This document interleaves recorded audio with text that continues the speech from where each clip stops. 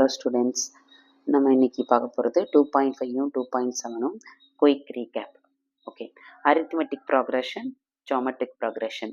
Arithmetic ப்ராக்ரஷனோட general form a plus d a plus 2d அப்படி போயிட்டு இருக்கும். அதாவது இது T1 T2 T3 T1 T2 T3.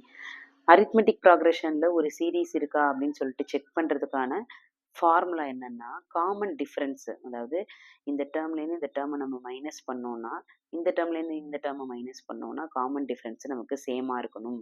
So arithmetic ப்ராக்ரஷனா அப்படின்னு சொல்லி செக் பண்ணுறதுக்கான காமன் டிஃப்ரென்ஸ்க்கான ஃபார்முலா என்ன? T2 minus T1 or T3 minus T2 or T4 is here means T4 minus T3 அப்படின்னு சொல்லிட்டு நம்ம காமன் டிஃப்ரென்ஸை பார்க்கணும். காமன் டிஃப்ரென்ஸ் எல்லாம் சேமாக வந்திருந்ததுன்னா இது அரித்மெட்டிக் ப்ராக்ரஷன் அப்படின்னு நம்ம சொல்லலாம். ஓகேவா? ஃபார் எக்ஸாம்பிளுக்கு ஒரே ஒரு சம் பார்க்க போகிறோம். நம்ம check whether the following sequences are in AP அப்படின்னு சொல்லி கேட்டிருக்கிறாங்க.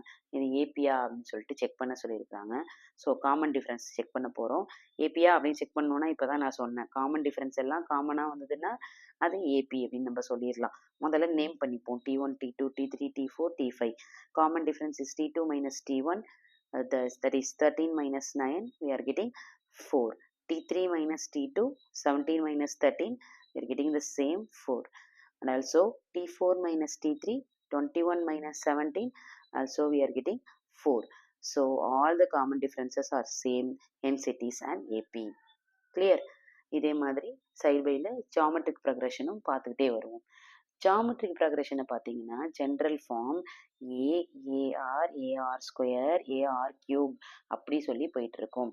ஸோ காமன் ரேஷியோ இதுக்கு இதை பொறுத்த வரைக்கும் காமன் டிஃபரன்ஸ் அப்படின்னு சொல்லி கண்டுபிடிச்சி இதுலேருந்து இதில் மைனஸ் பண்ணால் இதுலேருந்து இதை மைனஸ் பண்ணால் அப்படி போகணும். அப்படி போனால் அது அரித்மெட்டிக் ப்ராக்ரஷன்.